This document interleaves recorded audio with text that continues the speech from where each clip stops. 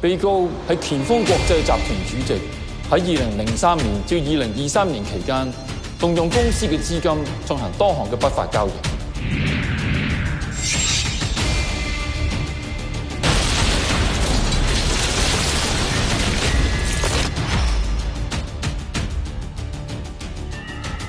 自從第一宗槍擊發生之後咧，犯罪率已經飆升咗50%。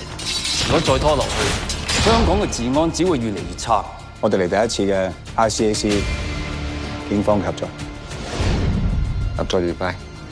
警察、律政司、ICAC 3個一齊嚟揾我，諗住拉我。我諗你誤會咗啦，我係為正義嚟工作㗎，所以我唔會惡勢力低頭。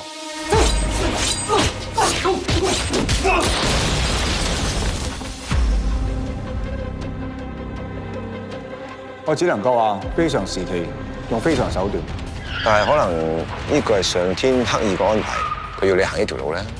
成件事咧都係一個陰謀，根本就係戴住福特幕後嘅黑警我哋策劃出嚟。開槍啊！而家開槍殺人婆，即係執行私刑。做壞事嘅人係一定會有報應，就算而家佢冇呈現出嚟，但係佢遲啲係一定會呈現出嚟咯。係啊！所有人都係我殺㗎，我殺㗎。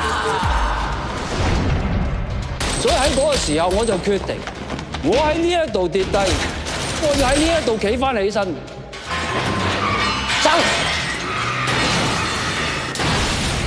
呢樣唔使擔心喎，因為我有好多一齊同我並肩作戰嘅執法者們。